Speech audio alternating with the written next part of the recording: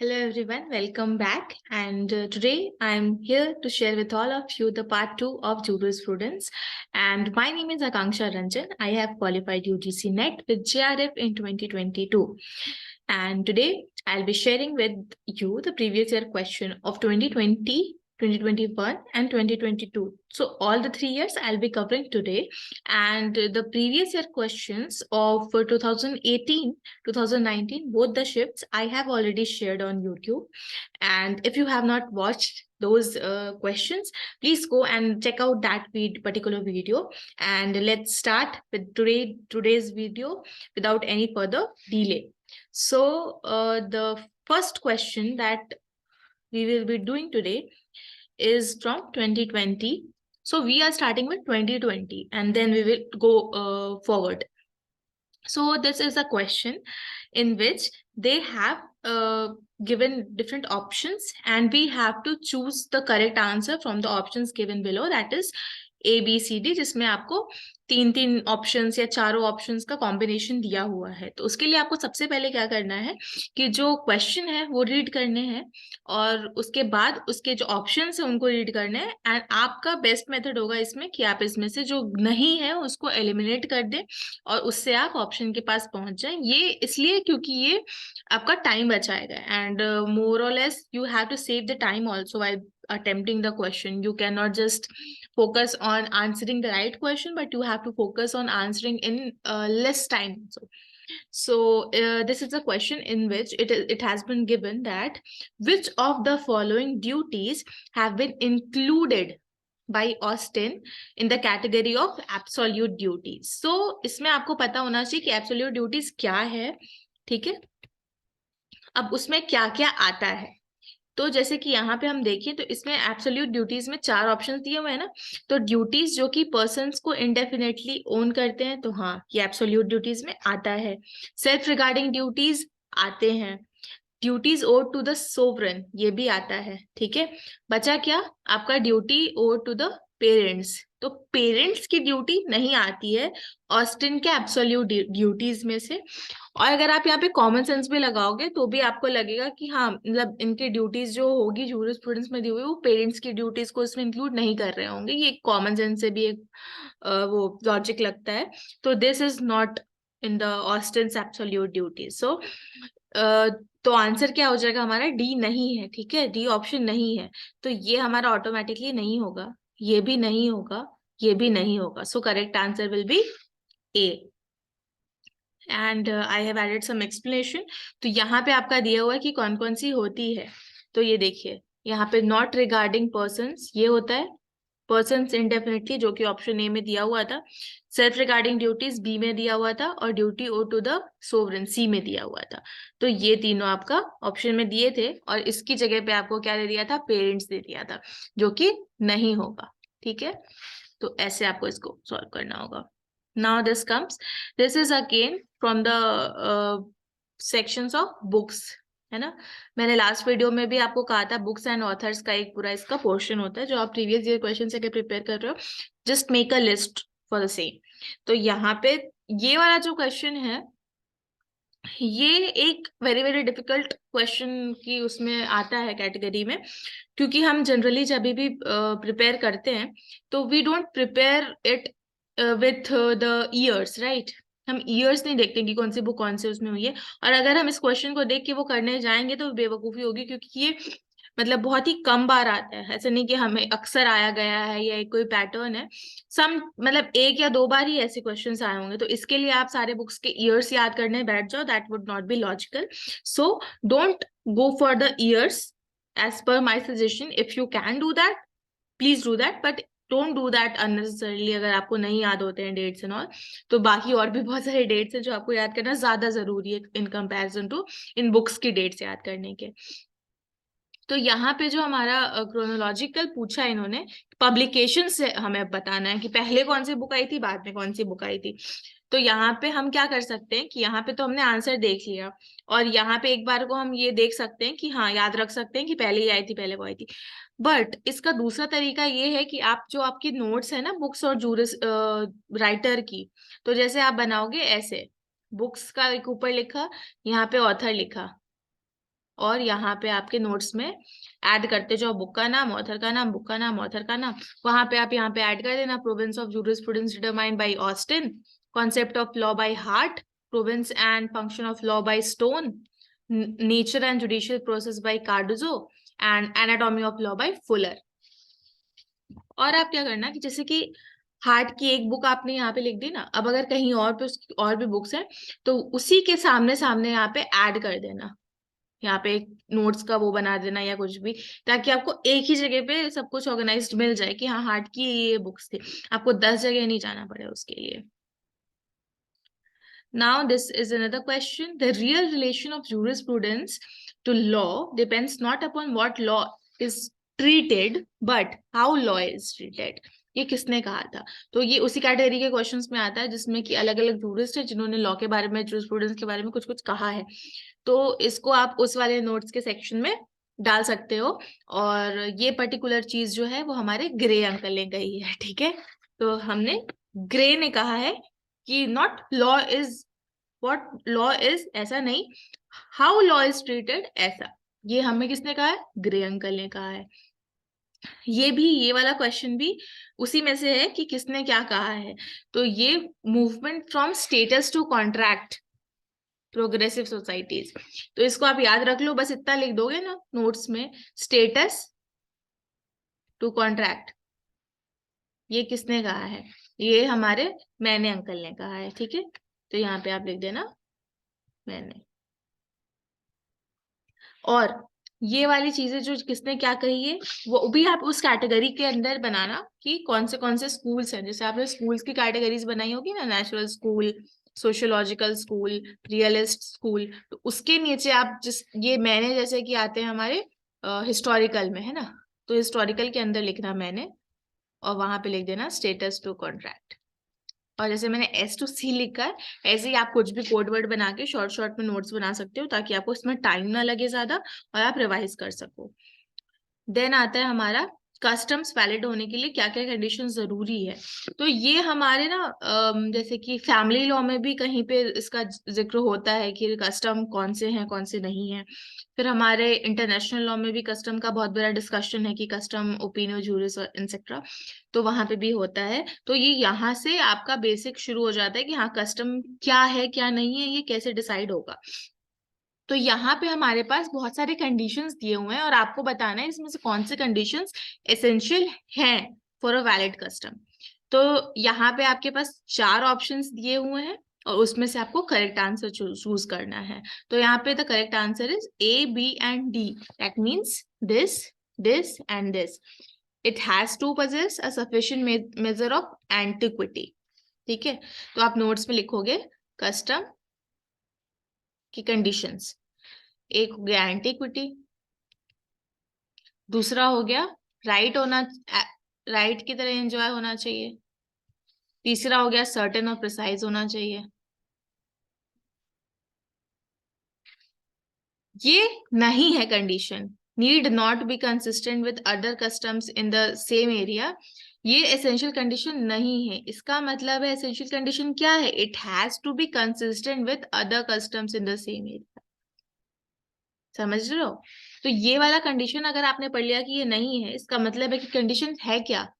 यहाँ पे लिखा है नीड नॉट बी, तो मतलब कि हाँ कंसिस्टेंट होना चाहिए, ये है कंडीशन। ठीक है, यहाँ पे मैंने थोड़े से आपको एक लिस्ट बना के दी है कि कस्टम के लिए और क्या क्या चीजें होनी चाहिए, जैसे कि रीजनेबिलिटी होती है, यूनानिमस व्यू होता है, ऐसा सब। तो ये आप एक बार रीड कर लेना। फिर हमारा आता है दूसरा question, which of the following statement describe the relationship between law and morality among non positive legal theories. ठीक है, इसको आप एक बार पॉज करके आप आंसर इसमें दे सकते हो, इस वीडियो को पॉज करके, और फिर आपको मैं करेक्ट आंसर दिखा रही हूँ। ये रहा, morality is generally in advance of the law. मतलब कि लॉ हमारा कैसे बनता है, पहले मोरालिटी होगी ना, मॉरल्स होते हैं हमारे सोसाइटी के कुछ, कि हाँ जैसे कि शादी पहले से होती रही होगी, ठीक है, उसमें मोरालिटी होती रही होगी पहले से, इनफिडिलिटी एटसेट्रा। लॉ बाद में बनाया गया on the basis of those morals.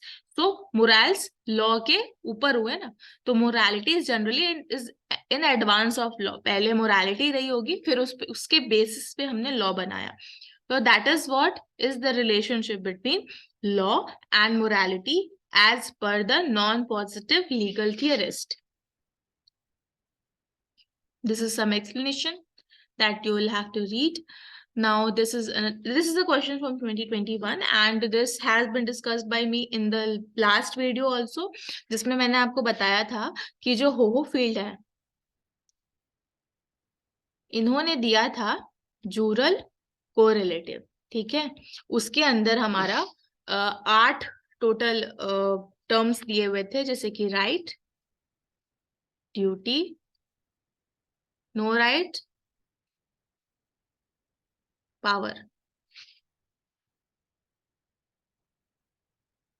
Immunity, disability, liability, privilege. ठीक है, तो ये सब के मैंने शॉर्ट टर्म लिखे हैं, आप ऐसे बना सकते हो. अब यहाँ पे पूछा है, ये आप याद रखना बाई एनी वर्ड. आप कुछ भी इसकी कहानी बना सकते हो, कुछ और भी कर सकते हो. ठीक है, फिर यहाँ पे लिखा है which is not correct in relation to the rights in its various forms and its correlative. तो सही कौन सा नहीं है ये पूछा है हमसे, है ना. तो इसका करेक्ट आंसर क्या होगा, आप इसको देख के एक बार करने की कोशिश करो, जो मैंने यहाँ पे डायग्राम बनाया है, और इसका आंसर करो. फिर मैं आप पॉज करके और फिर मैं आपको राइट आंसर दिखाती हूँ. ये है राइट आंसर. इसका मतलब क्या है कि पावर और liberty is not correct. Right, कैसे नहीं है करेक्ट? ऐसे नहीं है करेक्ट कि ये है लिबर्टी हमारा,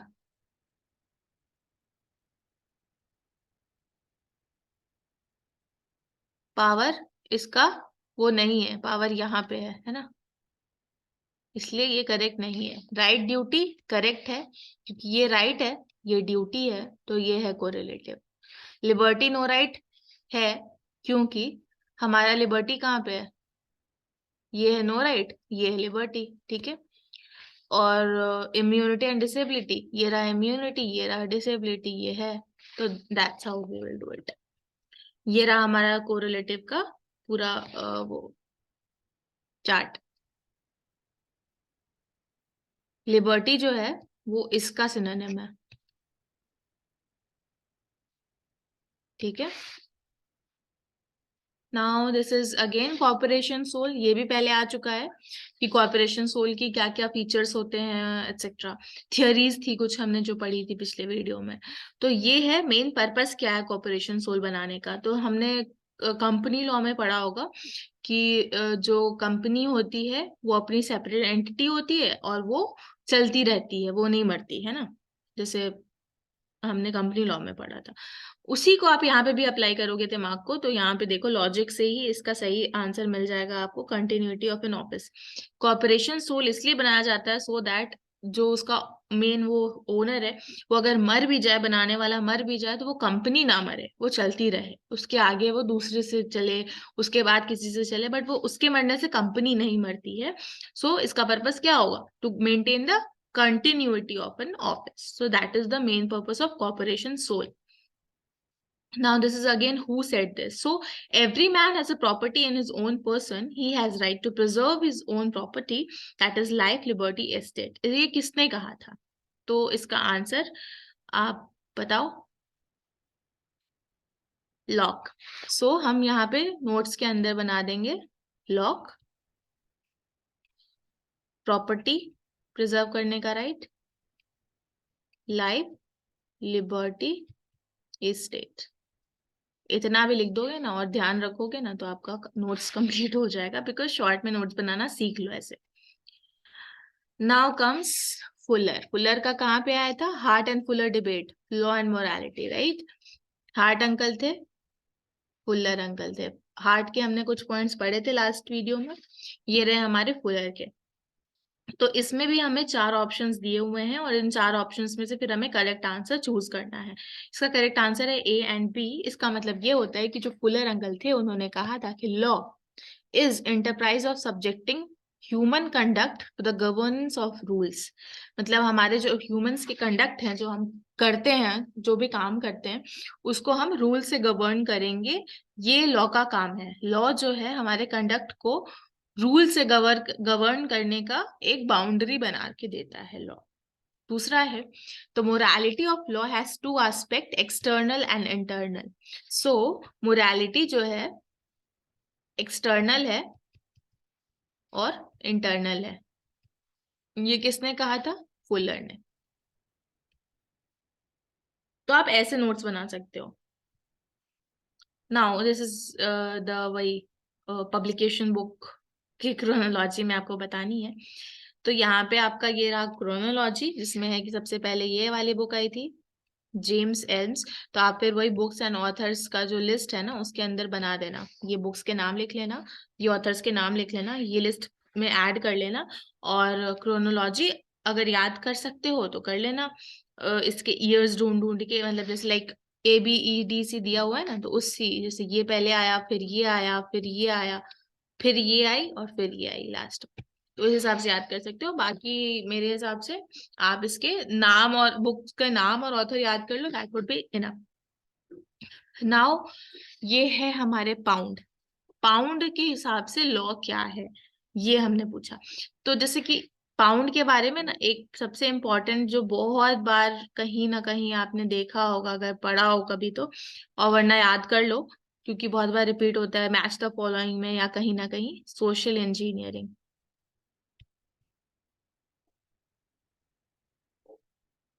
ठीक है, ये पाउंड ने दिया था।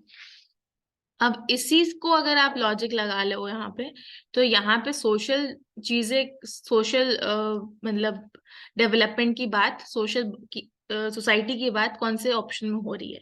तो ऑप्शन 2 में हो रही है। तो सोशल इंस्टीट्यूशन है लॉ एक, जो सोशल वांट को सेटिस्फाई करता है। So that would be the answer. और पाउंड की सोशल इंजीनियरिंग के बारे में मैंने यहाँ पे थोड़ा सा ऐड कर दिया है।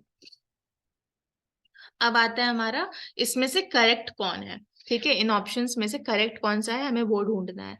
ठीक है, तो इसमें अगर हमारे पास चारों ऑप्शंस में ए बी, मतलब 3-3 के पेयर दिए हुए, मतलब कि कोई एक इनकरेक्ट है। समझ गए? ऐसे सॉल्व करना है आपको। तो 3-3 करेक्ट है, मतलब एक इनकरेक्ट है। तो ये जो 4 ऑप्शंस दिए, इसमें से कोई एक गलत है, सही नहीं है। अब आप देखोगे, आपको अगर इसके बारे में कुछ नहीं पता है ना, फिर भी आप कैसे आंसर सही कर सकते हो, मैं ये आपको इस वाले क्वेश्चन से बता रही हूँ। अब यहाँ पे हमारी बात हो रही है ग्लोबल जस्टिस के बारे में। करेक्ट, हर पॉइंट में ग्लोबल जस्टिस दिख रहा है। ठीक है, अब अब आप देखो एक एक करके। सबसे पहला दिया हुआ है, it enquires about justice among human beings. ठीक है, इंसानों के बारे में जस्टिस। दूसरा दिया हुआ है, inquiries takes individual human beings as primary concern, give account to fairness among agent involves. ठीक है। थर्ड पॉइंट, ग्लोबल जस्टिस में थियरिस्ट जो हैं वो करना चाहते हैं define justice between states and nations. इनके बीच में जस्टिस हो, ये हम ग्लोबल जस्टिस में बात कर रहे हैं क्या? तो नहीं, हम ये बात नहीं कर रहे हैं। तो दैट्स वाई सी ऑप्शन जो है हमारा माइनस हो जाएगा, और हमारा आंसर हो जाएगा A, B and D। Fourth आप पढ़ना चाहो तो पढ़ सकते हो, जैसे कि जस्टिस अमंग नेशंस और स्टेट इज द फोकस। ये दिया हुआ इंटरनेशनल जस्टिस में, ग्लोबल जस्टिस में नहीं। तो आप नोट्स बना सकते हो कि ग्लोबल जस्टिस और इंटरनेशनल जस्टिस क्या फर्क है। ठीक है, और इंटरनेशनल जस्टिस ये वाला है, और ग्लोबल जस्टिस ये दोनों आएगा। ठीक है, तो ऐसे आप लिख लेना। फिर हमारा आता है अगेन बुक, और बुक किसने लिखी है। तो यहाँ पे हमारे 4 बुक्स का नाम दिया हुआ है। अब ये आपको अगर पता हो तो यहाँ पे अभी मुझे आंसर करके बताओ कमेंट बॉक्स में, इस वीडियो को पॉज करके। और अगर आपको ये नहीं पता है तो आप अपने बुक्स एंड ऑथर्स की लिस्ट में इसको प्लीज ऐड कर लेना। ये अभी last last to last year question आया हुआ है। इसका करेक्ट आंसर है 2। मतलब The Growth of Law has been written by Cardozo.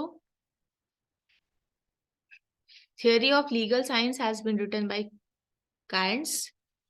Principle of Morals and Legislation has been written by Bentham. The Law of People is written by Rawls. Now 2022 last year questions. This is the last year that I will be sharing with you in the jurisprudence series. इसके बाद आप मुझे इस video के नीचे बताइए कि मैं लाइक प्रीवियस ईयर क्वेश्चंस को कंटिन्यू करूं for constitution and other units, या फिर मैं जैसे कि जो माइनर्स हैं, जैसे कि हमारा कंपटीशन एक्ट होता है या कंज्यूमर प्रोटेक्शन एक्ट होता है, ऐसे बहुत सारे माइनर माइनर हमारे एक्ट्स दिए हुए हैं जो कि लास्ट मोमेंट तक बहुत सारे बच्चों ने नहीं कवर किए होते, क्योंकि उसके लिए फिर पूरा एक्ट उठा के बैठना पड़ता। इट्स टाइम टेकिंग, तो बाकी चीजें ज्यादा इंपॉर्टेंट होती हैं। तो अगर आप कहोगे तो मैं उनको शॉर्ट में, क्योंकि मेरे पास उसके नोट्स हैं पूरे जो इंपॉर्टेंट है, लाइक जो सिलेबस के हिसाब से किए हुए हैं मैंने, तो मैं उसके हिसाब से आपको पढ़ा दूं। अगर कि वो वाले एक्ट्स आपको खुद से ना पढ़ने पड़े, मैं एक वीडियो बना दूं, हर एक्ट पे एक एक वीडियो बना दूं और वो वीडियो देख के कवर हो जाए, तो या तो मैं वो कर सकती हूँ माइनर्स के साथ, या फिर मैं प्रीवियस ईयर क्वेश्चन बाकी की यूनिट्स के भी कवर कर सकती हूँ, जो कि आप ऑन योर ओन, अगर जैसे मैंने ये बता दिया एक बार कि इस पैटर्न पे आपको प्रीवियस ईयर करने हैं, तो आप कर सकते हो अगर आप चाहो तो अपने आप भी। तो ऐसा मुझे लगता है, बाकी आप जैसा बताओगे कमेंट में, मैं उसी हिसाब से अपना नेक्स्ट वीडियो प्लान करूंगी। तो please let me know in the comment section कि आप अभी आगे क्या करवाना चाहते हो। Now we will discuss the questions. Back to the question. So यहाँ पे पूछा कि किसने कहा था a legal person is any subject matter other than a human being which attributes personality. So हमारा वो जो टॉपिक था ना पर्सनैलिटी वाला, जिसमें कॉर्पोरेट पर्सनैलिटी थी, अलग अलग थियरीज थी, उसी के अंदर है ये वाला स्टेटमेंट। और ये कहा किसने था? तो ये हमारे सामण ने कहा था। ठीक है, now this is again the books. ठीक है, ये हमारे जो पेपर मैंने दिया था ना 2022 में, उसमें ये वाला क्वेश्चन आया था बुक्स का, जो कि इसका जो आंसर था वो मतलब जैसे मुझे दो पता थे, तो मैंने उसमें थर्ड का कंफर्म नहीं था, उस हिसाब से मैंने उसको गेस वर्क किया था। तो इसका आंसर है ये हमारा, जिसमें थियरी ऑफ जस्टिस जो है, ये हमारे रॉल्स ने दिए थे। ये हमने कहाँ से देखा? सी, जस्ट अभी अभी देखा था। ये रॉल्स है ना, तो इसने दिया था लॉ ऑफ पीपल्स। जब मैं ये पढ़ रही होंगी ना, जस्ट ऐड ऑन रॉल्स के अंदर theory of justice also, and try to Google कि इसने और कौन सी इंपॉर्टेंट बुक दी थी। ठीक है, रॉल्स ने, क्योंकि रॉल्स के रिपीट हो रहे हैं। अब आइडिया ऑफ जस्टिस किसने दिया था? अमर्त्य सेन। और ये जो एथिक्स है, ये हमारे एरिस्टोटल ने दिया था। प्रिंसिपल एंड मोरल्स ह्यूम ने दिया था। अब यहाँ पे inquiry concerning principle and morals, तो ये आप ऐड कर लेना। Now this is another question, ये ओनरशिप के बारे में है, जो मैंने आपको कहा था ओनरशिप एंड पोजीशन के बारे में किसने क्या कहा था, क्या क्या उसके टाइप्स हैं वगैरह वगैरह, ये सब पढ़ लेना लास्ट वीडियो में। तो इसमें दो स्टेटमेंट्स दिए हुए हैं और हमें बताना है कि इसमें से कौन सा करेक्ट है कौन सा नहीं है among the options given below. So Holland ने ओनरशिप को डिफाइन किया है plenary control over an object. So yes, ये हमने शायद अभी तुरंत प्रीवियस ईयर क्वेश्चंस में पढ़ा है कि ये किसने कहा था, ऐसे पूछा गया था क्वेश्चन में कि this particular statement has been given by whom, तो उसमें आंसर था होलैंड। जैसे तो वैसे यहाँ पे दिया हुआ है कि ओनरशिप को ये होलैंड ने कहा है, ये सही है कि गलत है? तो ये है हमारा सही। और ओनरशिप वेस्टेड और कंटिजेंट होती है, तो ये आपको तभी पता चलेगा जब आप टाइप्स ऑफ ओनरशिप पढ़े हुए होगे, तो आपको पता होगा कि होती है कि नहीं होती। तो होती है, तो both are the correct options. Now ये अगेन पोजीशन में जो कॉर्पस और एनिमस होना चाहिए, जो हमने पढ़ा था, तो यहाँ पे दिया हुआ है कि ये होना चाहिए दोनों एलिमेंट। ये किसने कहा था? तो ये हमारे सैविग्ने ने कहा था। Now this is again two statements, और दोनों में से कौन सा सही है गलत है ये बताना है। तो इम्पेरेटिव लॉ का मतलब क्या होता है? ये लिखा हुआ स्टेटमेंट में, किसका मतलब होता है? Concept of the law, rules of action imposed upon men by some authority which enforces obedience to it। और नेचुरल लॉ में दिया हुआ है it signifies the principle of natural right and wrong. So the answer to this question is both the statements are correct. अब आप ये दोनों correct है, तो जहां पे भी आपने इम्पेरेटिव लॉ का वो नोट्स बनाया हो या ना बनाया हो, तो आप ये याद रखना एक शॉर्ट में लिख के कि इम्पेरेटिव लॉ स्कूल में क्या है, यहाँ पे मैंने दे रखा है। ठीक है, अब ये एक बहुत ही कंट्रोवर्शियल क्वेश्चन था इस ईयर का, जो कि बहुत सारे बच्चों को में मतलब कंफ्यूजन था कि कौन सा सही कौन सा गलत है।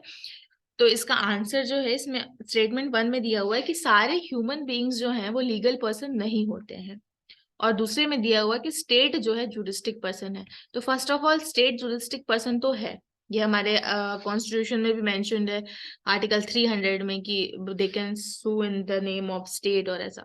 तो वो स्टेट जुरिस्टिक पर्सन तो है, केसेस भी होते हैं the state of Madhya Pradesh versus something और एक्सेट्रा। तो स्टेट जुरिस्टिक पर्सन है, ये हमारा हो गया सही। अब हमारा आता है, अब स्टेटमेंट 2 अगर सही है तो दैट मीन्स ये दोनों तो हो गए गलत, ठीक है। अब बचा हमारा ये दोनों, तो मतलब स्टेटमेंट 1 सही है या गलत है। तो all human beings are not legal person, ये सही है, ये आप सोचो और फिर मुझे आंसर करो। तो ये है स्टेटमेंट 1 सही। स्टेटमेंट 1 सही होने का मतलब है कि all human beings are not legal person, मतलब there are some human beings who are not legal person, right? Correct, correct explanation. So यहाँ पे आप नीचे एक्सप्लेनेशन में देख सकते हो कि सारे ह्यूमन बीइंग और नॉट लीगल पर्सन, ये सही इसलिए है क्योंकि बहुत सारे ह्यूमन बीइंग्स हैं जिनको लीगल पर्सन नहीं माना गया, जैसे कि नीचे लिखा हुआ है slaves were not considered legal person, वो चैटल और उसकी तरह माने जाते थे और ऐसा सब। तो आप इसको अगर आप गूगल भी करोगे ना तो आपको मिल जाएगा कि all human beings are not legal person, ये दिया हुआ है गूगल पे। जबकि हमारे कॉमन सेंस और लॉजिक के हिसाब से हम ऐसा मानते हैं कि सारे ह्यूमन बींग्स तो लीगल पर्सन होते ही है, तो ये हमारा ऑप्शन गलत होना चाहिए। तो that was the controversy and confusion, but Google पे भी यही लिखा हुआ है, तो that is the correct answer, option A. Now who defined ownership as plenary control over an object. तो ये अभी अभी हमने देखा है, होलैंड ने डिफाइंड किया है, ये हमारे दो स्टेटमेंट वाले क्वेश्चन में भी था, ठीक है। तो ये 2 बार आ गया। Now this is another question जिसमें दिया हुआ है कि कौन सा किससे होता है, ठीक है। तो जैसे देखो इसमें दिया हुआ है पोस्ट मॉडर्निज्म। अब इसका आपको ये पढ़ा होगा आपने, यहाँ पढ़ लेना। एक होता है मॉडर्निज्म, एक होता है पोस्ट मॉडर्निज्म। दोनों में क्या डिफरेंस है ये मैंने यहाँ पे ऐड कर दिया है, जस्ट रीड इट आउट कि दोनों में क्या डिफरेंस है, कौन सा साइंटिफिक होता है, कौन सा क्रिटिकल होता है, कौन सा क्या होता है। तो यहाँ पे जो इसका आंसर है वो है ये 1। तो पोस्ट मॉडर्निज्म जो है वो क्रिटिकल लीगल स्टडीज है, एनालिटिकल होता है। मॉडर्निज्म जो है वो साइंटिफिक होता है। नाउ सोर्स ऑफ लॉ वोल्गिस्ट इसने दिया था। अब authority of a decision as a president, ये हमारे रेशियो डेसिडेंटी का मतलब होता है कि जो एक बार कोई जिस जजमेंट आती है तो that will be binding on the other next coming upcoming case, तो दैट इज रेशियो डेसिडेंटी। उसका मतलब होता है कि अथॉरिटी जो है एक डिसीजन की वो एक प्रेसिडेंट की तरह काम करती है। अब आता है हमारा एनालिटिकल स्कूल। तो एनालिटिकल स्कूल में ग्रैंड नॉर्म है, क्योंकि ग्रैंड नॉर्म किसने दिया था, late me know in the comment section, यहीं पे पॉज करके कि ग्रैंड नॉर्म किसने दिया था। ये बहुत ही इंपॉर्टेंट और बहुत ही बेसिक सा क्वेश्चन है कि ग्रैंड नॉर्म किसने दिया था। ग्रैंड नॉर्म दिया था हमारे केल्सन ने। केल्सन ने दिया था ग्रैंड नॉर्म। और ग्रैंड नॉर्म क्या होता है कि जैसे कि मतलब डिराइव किया गया है किसी बड़ी चीज से, जैसे कि ऐसा कुछ पिरामिड जैसा एक स्ट्रक्चर था जब हमने पढ़ा था। तो जैसे कि ये कॉन्स्टिट्यूशन है सबसे ऊपर, कॉन्स्टिट्यूशन से ही सारे लॉज डिराइव किए गए हैं ना, अथॉरिटी मेन। तो ये होता है हमारा ग्रैंड नॉर्म। और constitution is an example to explain you what is grand norm, and I have added some explanation for the same. Now यहाँ पे हमसे पूछा था कि जूरिस्प्रूडेंस में जितने भी स्कूल्स है ना उसको क्रोनोलॉजी में लगाओ। अब यहाँ पे हमारे पास बहुत बच्चे कंफ्यूज हो जाएंगे, क्योंकि बहुत सारे बच्चों ने पढ़ रखा है कि हाँ ये स्कूल्स होते हैं उसके अंदर वो होते हैं, बट पहले कौन सा स्कूल आया था बाद में कौन सा स्कूल आया था, दैट इज द क्वेश्चन। तो यहाँ पे अगर आपको पूरा सीक्वेंस ना भी पता हो तो आपको ये जरूर याद होगा कि सबसे पहले जो है हमारा नेचुरल लॉ स्कूल आया था। तो नेचुरल लॉ स्कूल सबसे पहला होगा और इसी से हमारा आंसर निकल जाता है, क्योंकि खाली ऑप्शन ए में ही नेचुरल लॉ स्कूल सबसे पहले दिया हुआ है। तो हमारा ये आंसर ऐसे ही बन गया था, मतलब बिना कंफ्यूजन के क्लियरली हो गया था। बट बहुत सारे बच्चे इसमें कंफ्यूज भी हो गए थे। तो आप ये बेसिक बेसिक चीजें जरूर नोटिस करते रहना जब आप स्टडी कर रहे हो। Now again there are 2 statement given और आपको इसमें से करेक्ट आंसर बताना है। तो पर्सनल राइट्स जो है वो इनहेरिटेबल होते हैं क्या, पहला। दूसरा, मतलब यहाँ पे लिखा हुआ है कि होते हैं, अब आप समझो कि होते हैं कि नहीं होते हैं, based on that answer will come. Second option, second statement दिया हुआ है कि legal rights are recognised and enforced by law. तो ये तो हमारा सबसे पहले सही हम मान लेंगे, क्योंकि ये बेसिक है कि हाँ, जो भी लीगल राइट होते हैं वो रिकॉग्नाइज्ड होते हैं, इन्फोर्स होते हैं लॉ में। तो ये है हमारा सही। पर्सनल राइट इनहेरिटेबल नहीं होते हैं। ठीक है, क्यों नहीं होते हैं, यहाँ पे दिया हुआ है।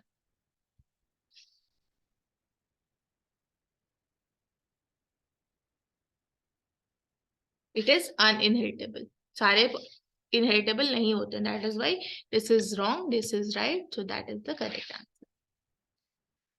नाउ अगेन हार्ट के बारे में दिया हुआ है, तो आप याद रखो कि हार्ट एंड फुलर बहुत छोटा सा टॉपिक है, बट बहुत इंपॉर्टेंट टॉपिक है।